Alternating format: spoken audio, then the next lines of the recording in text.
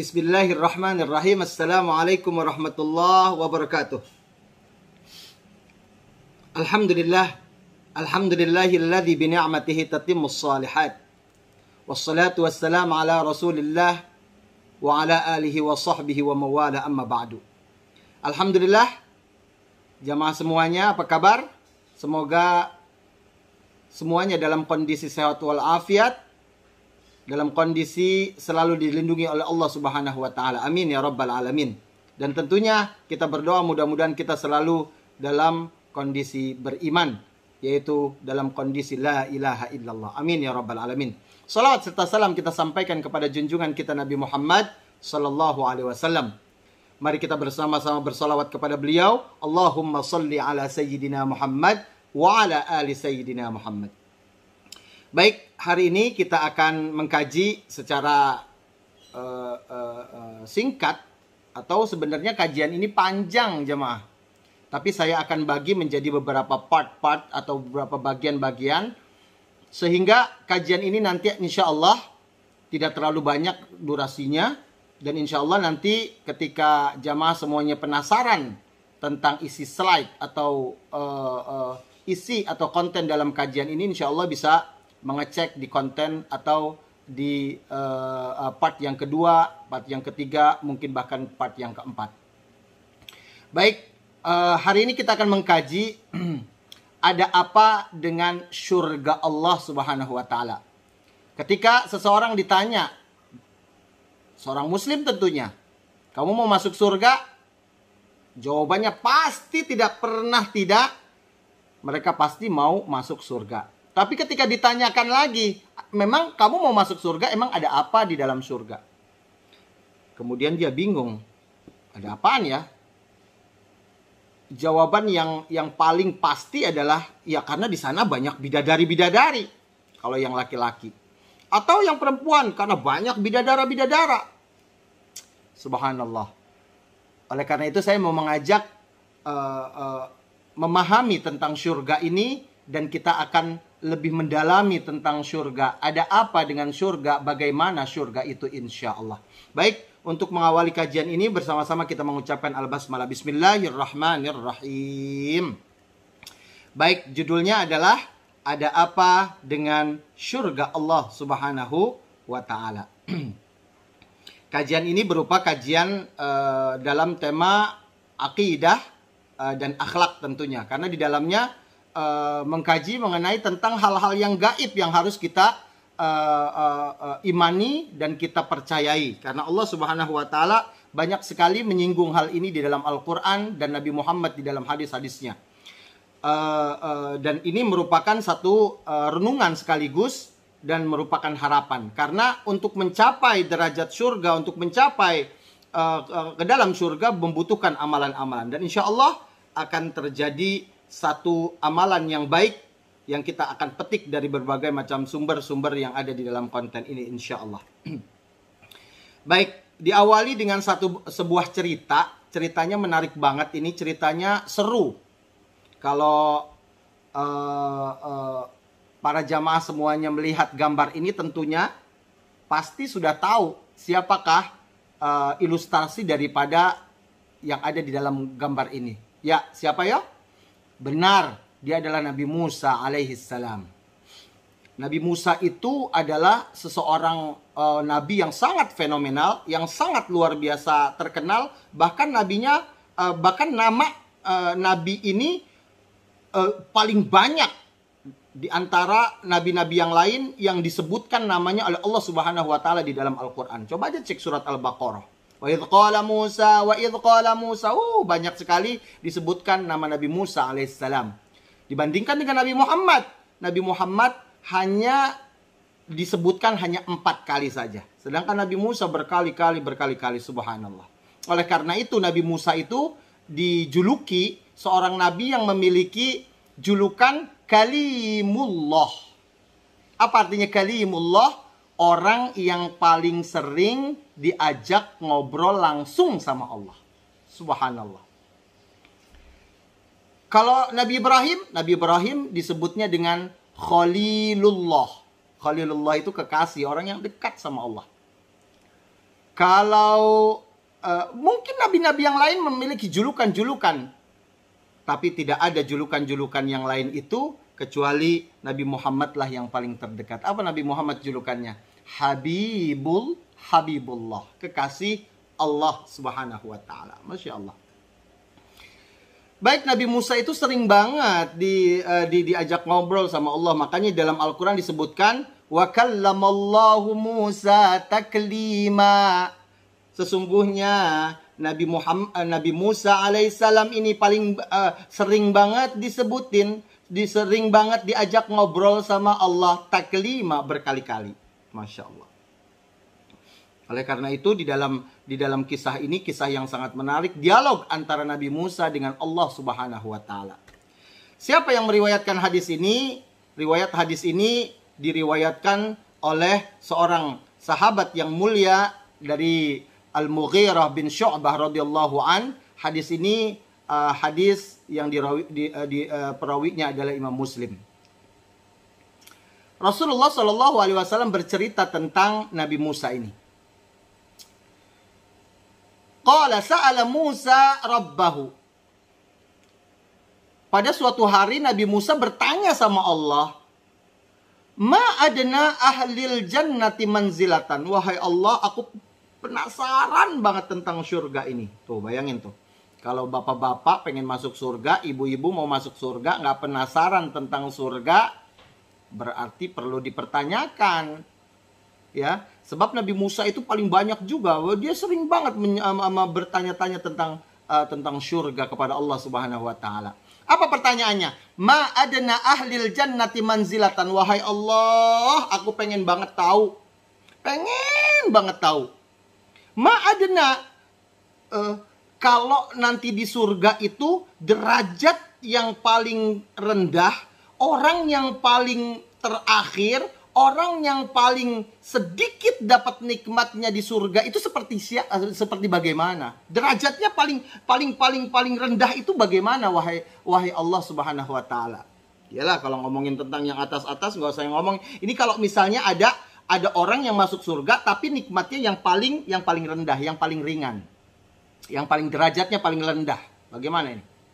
Kemudian Allah Subhanahu wa taala menjawab, "Huwa rajulun yuji'u ba'da ma udakhila ahlul jannati al jannata fayuqalu lahu udkhulil jannah." Allah kemudian menggambarkan nanti ketika sudah saatnya para manusia masuk ke dalam surga satu persatu, golongan ini masuk, golongan itu masuk, golongan itu masuk semuanya. Dan yang orang ini nih, seseorang ini belum dimasukin sama Allah, karena dia jatahnya yang paling terakhir. Setelah orang-orang itu masuk ke dalam surga semuanya, barulah orang ini yang terakhir kali masuk ke dalam surga Allah. Kemudian Allah Subhanahu wa taala katakan, "Hei, udkhulil jannah." Sekarang giliran kamu masuk ke dalam surga Allah. Kemudian apa yang terjadi? Orang yang dimasukin ke dalam surga Allah yang terakhir kali ini bertanya kepada Allah, "Ai Rabb, wa kaif?" Wahai Allah, bagaimana aku bisa masuk ke dalam surga-Mu? Wa qad nazala an-nasa manazilahum wa akhadhu akhadhatihim. Bagaimana aku bisa masuk? Semua manusia sudah masuk semuanya mendahului aku. Mereka sudah mengambil jatahnya masing-masing, sudah menempati posnya masing-masing. Ada yang ngambilin istana-istananya, ada yang ngambilin taman-tamannya, ada yang mengambilin sungai-sungainya. Semuanya sudah ditekin sama orang-orang itu. Sedangkan aku yang terakhir, bagaimana aku bisa masuk ke dalam surga ini dan apa jatah aku? Masya Allah. Allah Subhanahu wa taala kemudian menjawab, "Atarda ayyakuna laka mithlu mulki malakim min mulukid dunya?" Hai kamu mau nggak aku kasih salah satu istana di surga yang istana itu semirip dan serupa dengan salah satu istana raja yang ada di dunia? Mau nggak? Coba kalau bapak-bapak ditawarin kayak gitu mau nggak? Dikasih salah satu istana raja yang ada di dunia. Coba kita sebutin aja di Inggris ada satu raja atau ratu, istananya megah banget, ya, Istana Elizabeth, ya, Istana Buckingham namanya. Ada lagi istananya Kaisar Jepang di Brunei yang dekat, ya, yang dekat tuh istana, masya Allah, Darussalam. Ada lagi istana Raja Salman di Riyadh. Subhanallah, besar luar biasa. Sekarang pertanyaannya, mau nggak kalau dikasih kayak gitu? Ya tentu mau, siapa yang nggak mau? Sama dengan orang yang tadi itu. Kemudian dia menjawab, raditu Rabb. Wahai Allah, aku ridha. Aku mau, wahai Allah. Ya iyalah, siapa yang nggak mau? Kemudian Allah Subhanahu wa Ta'ala senang banget sama jawabannya karena dia mengucapkan rodi itu, aku rela wahai Allah dikasih kayak begitu. Nggak apa-apa deh, orang-orang hebat-hebat, nggak apa-apa, aku dikasih itu aja. Memang jatah aku memang seperti itu pantasnya. Kemudian Allah Subhanahu wa Ta'ala katakan, karena kamu sudah ngomong rodi itu, dzalika wa mithluhu wa mithluhu wa mithluhu wa mithluhu. Fayaqulu fil khamisah raditu Rabb.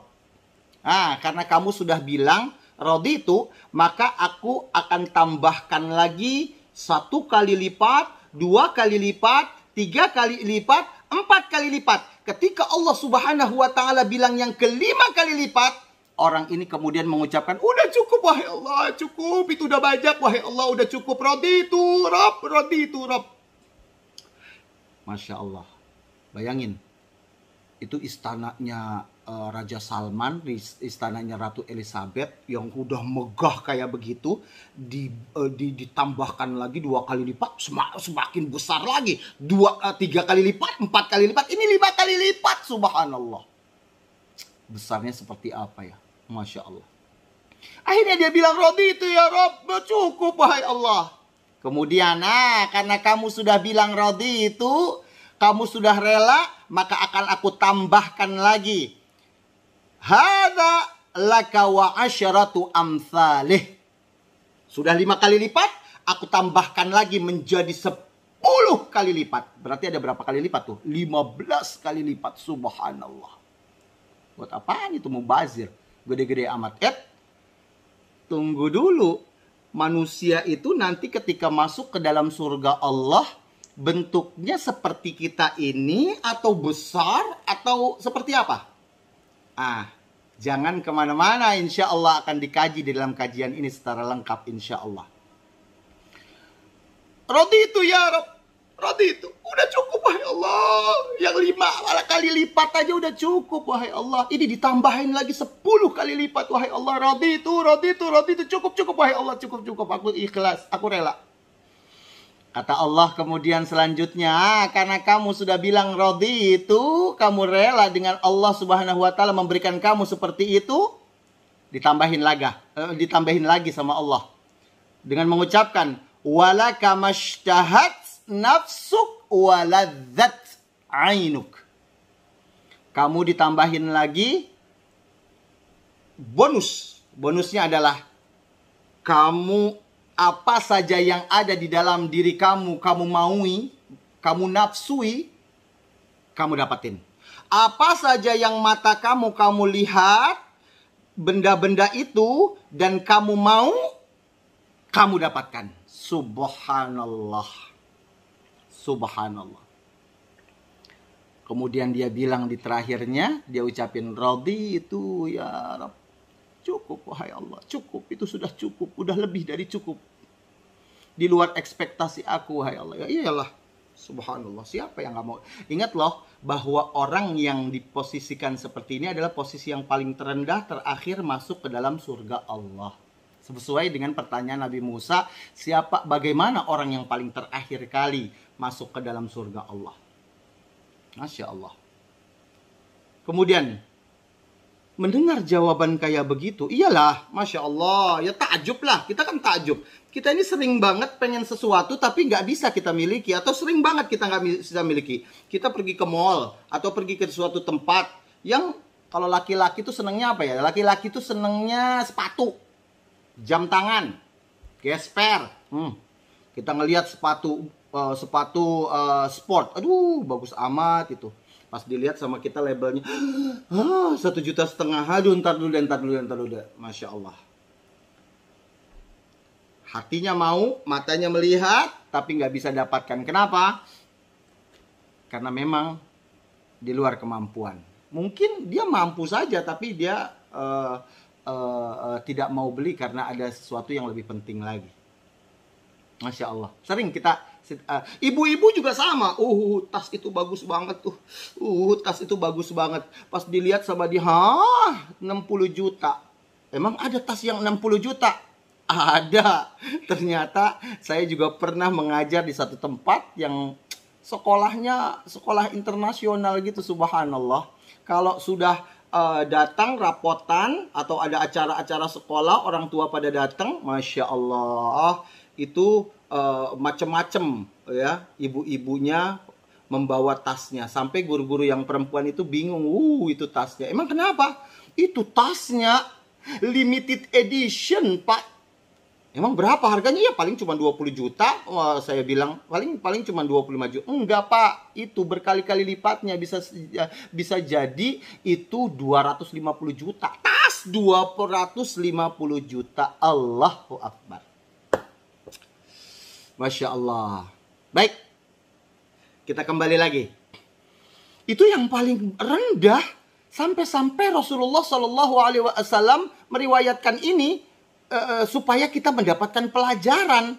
Kita kan bertanya-tanya, loh itu yang paling rendah, bagaimana yang paling teratasnya?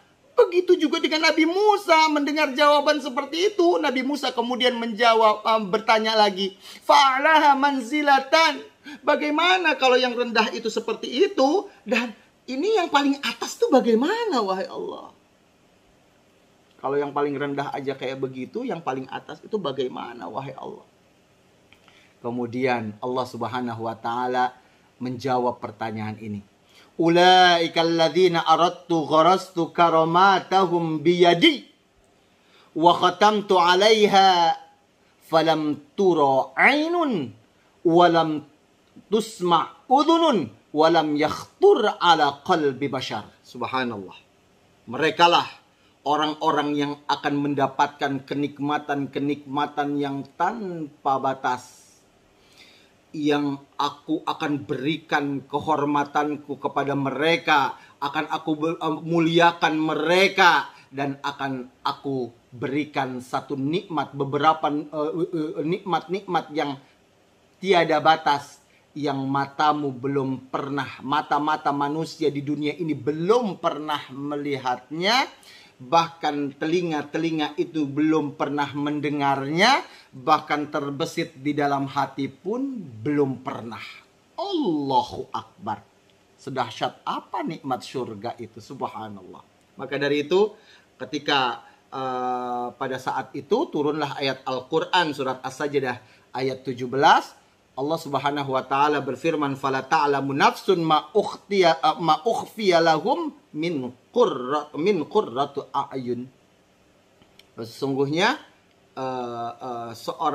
setiap jiwa itu tidak bisa mengetahui, setiap orang nggak bisa mengetahui bagaimana nikmat yang ada di dalam surga itu, subhanallah. Itu Nabi Musa ceritanya. Kita dapat ambil pelajaran bahwa surga jangan pernah diremehkan, bahwa kenikmatan surga itu dahsyat, dan siapa saja yang tidak meraihnya maka dia akan merugi. Karena nanti di akhirat pilihannya cuma ada dua. Ada yang beruntung, ada yang merugi. Yang beruntung dimasukkan ke dalam surga, yang merugi dimasukkan ke dalam neraka Allah Subhanahu wa taala. Kalau kita di dunia ini masih banyak pilihan. Nggak ada di sini, ya udah ke rumah teman kita. Nggak ada di sini, kita pergi kemana? Tapi kalau di sana cuman ada pilihannya, cuman ada dua saja. Saya berdoa mudah-mudahan kita menjadi bagian daripada orang-orang yang dimasukkan ke dalam surga Allah Subhanahu wa taala. Baik, kita akan lanjutkan. Masya Allah, ini sebuah hadis yang dahsyat sekali. Subhanallah, subhanallah. Ini para ulama mengatakan ini adalah salah satu hadis di antara rentetan hadis yang banyak itu yang menakjubkan. Subhanallah. Apa dia? Ternyata di alam semesta ini Allah Subhanahu wa taala menciptakan galaksi-galaksi, menciptakan planet-planet, menciptakan bintang-bintang, perputarannya, kemudian matahari bisa diterbitkan dari timur, kemudian ditenggelamkan di barat, kemudian dikasih udara, nikmat-nikmat kepada manusia, nikmat kepada jin, nikmat kepada hewan-hewan, nikmat kepada tumbuh-tumbuhan bisa hidup. Subhanallah, itu merupakan bagian daripada rahmat Allah Subhanahu wa taala. Memang rahmat Allah itu berapa bentuknya? Di dalam hadis Rasulullah Shallallahu Alaihi Wasallam, nikmat atau rahmat Allah Subhanahu Wa Taala, rahmat Allah Subhanahu Wa Taala itu ada 100 bentuk rahmat Allah. Rahmat itu apa? Ya kasih sayang Allah. Rahmat Allah itu berupa kebaikan-kebaikan. Masya Allah. Di antaranya adalah seperti di gambar ini. Bahkan seekor singa bisa memeluk anaknya padahal dia galak banget sama siapapun yang mendekatinya. Galak bener. Bukan hanya singa, manusia aja kalau ngedekatinya diterkam. Tapi kalau sama anaknya dia sayang, dijilat-jilatin, dibersihin bulunya sama ibunya, Masya Allah. Bahkan sama bapaknya juga, yang pasangan daripada ibunya itu dijagain. Jerapah, Masya Allah. Mereka bisa terbang, Masya Allah. Ternyata itu adalah bagian daripada nikmat Allah Subhanahu wa ta'ala. Berapa nikmat Allah Subhanahu wa ta'ala? Kata Rasulullah, Inna lillahi mi'ata rahmah. Sesungguhnya Allah Subhanahu wa ta'ala memiliki 100 bentuk rahmat. Anzala minha rahmatan wahidatan bainal jinni wal insi wal bahaim wal hawan. Sesungguhnya dengan satu itu Allah baru menurunkan satu rahmatnya saja. Berarti ada 100 nih. Tolong dianalisa dengan baik sebaik-baiknya. Allah punya 100 rahmat. Yang diturunin baru berapa? Baru 1. Dan yang 1 ini sudah mencakup, sudah bisa memenuhi kebutuhan-kebutuhan semuanya. Dan diturunkan di antara manusia, di antara jin, di antara hewan-hewan yang melata. Subhanallah, subhanallah. Jadi ada orang yang melahirkan anaknya, kemudian kasih sayang sama anaknya luar. Itu bagian daripada rahmat Allah. Malaikat bersolawat kepada manusia-manusia yang taat kepada Allah merupakan rahmat. Itu bagian daripada yang 1 itu. Kalau 100 diambil 1, 100 yang dipunyai Allah, yang baru terpakai baru 1. Berarti yang belum terpakai, Masya Allah. Yang belum terpakai berarti 99. Masya Allah. Ya, 99. Jadi 99 rahmat Allah itu belum dipakai sama Allah. Buat apaan itu? Masya Allah. Kemudian Allah Subhanahu wa ta'ala dikabarkan di dalam hadis ini di akhirnya, wa akharallahu tis'an wa tis'ina rahmah yarhamu biha ibadahu yaumal qiyamah. Sesungguhnya 99 rahmat itu nanti Allah Subhanahu wa ta'ala akan berikan kepada hamba-hambanya di hari akhirat. Di mana dia?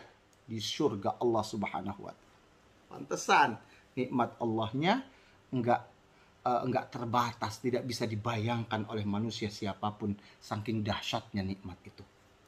1 aja sudah seperti ini. Masya Allah. Alam semestanya luar biasa. Itu bagian daripada rahmat Allah Subhanahu wa ta'ala. Subhanallah. Ini hadis yang dahsyat sekali, luar biasa. Baik, kita lanjutkan. Rasulullah Shallallahu Alaihi Wasallam pernah melihat surga dan pernah juga melihat neraka. Makanya kalau Rasulullah Shallallahu Alaihi Wasallam bercerita tentang surga, ya wajar. Karena beliau sudah pernah diberikan rezeki sama Allah untuk mendatangi neraka. Sudah melihat, sudah survei.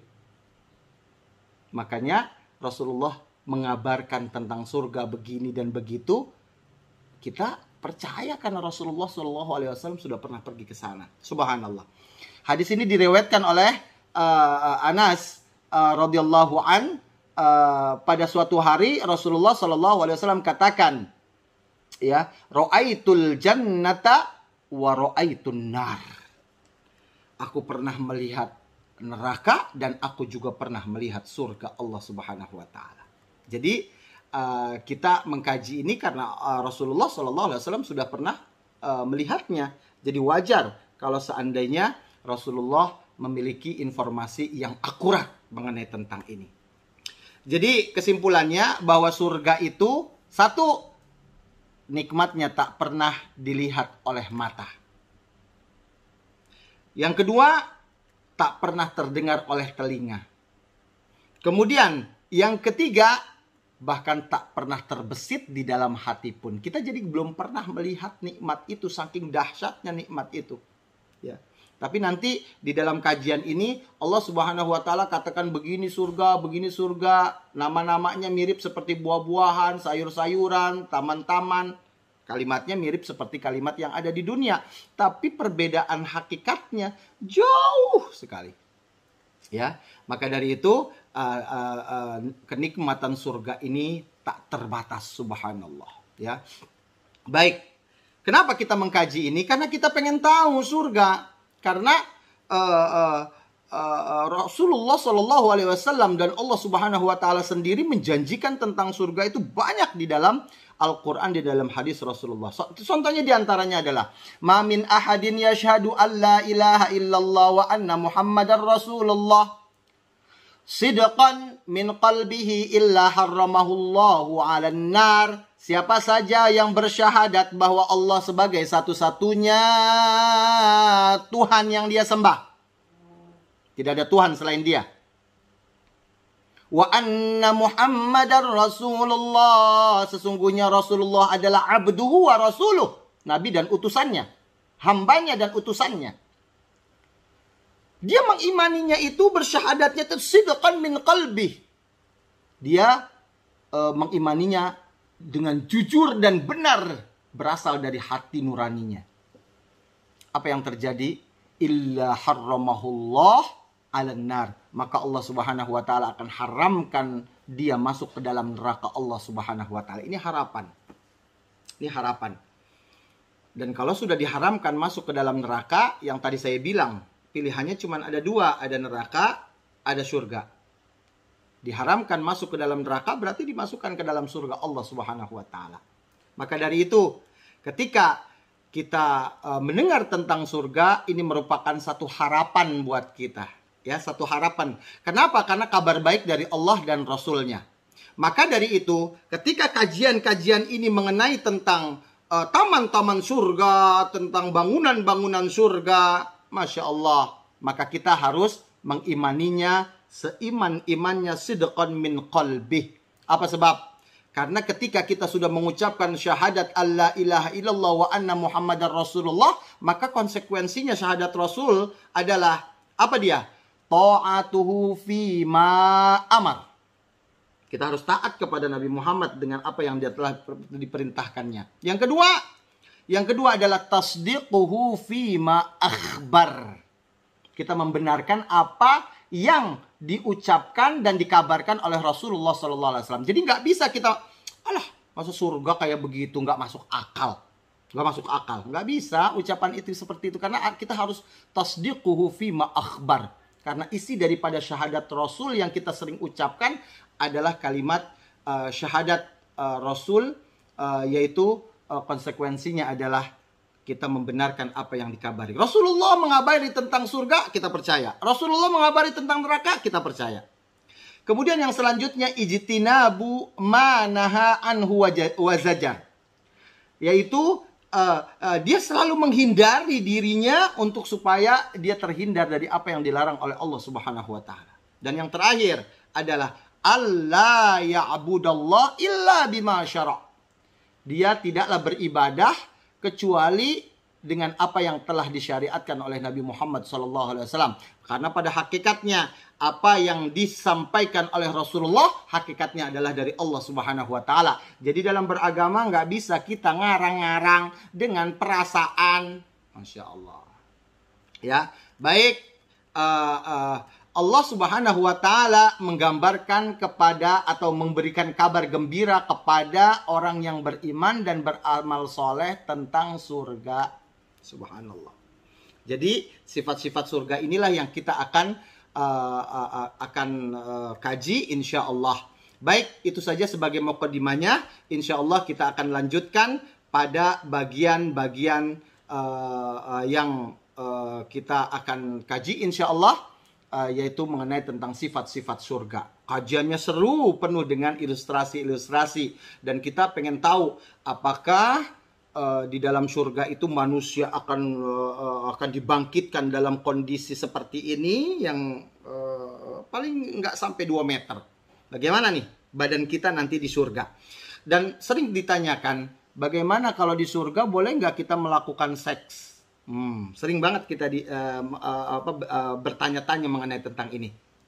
Ikuti terus kajian ini, insya Allah saya akan lanjutkan pada part yang berikutnya. Baik, jangan lupa di subscribe, jangan lupa klik like, nanti insya Allah akan terus diupload kajian-kajian berikutnya, insya Allah. Baik, kita tutup dengan kafaratul majlis. Subhanakallahumma wa bihamdika asyhadu an la ilaha illa anta astaghfiruka wa atubu ilaik. Wa sallallahu ala sayyidina Muhammadin wa ala alihi washabbihi wasallam. Walhamdulillahi rabbil alamin. Wassalamualaikum warahmatullahi wabarakatuh.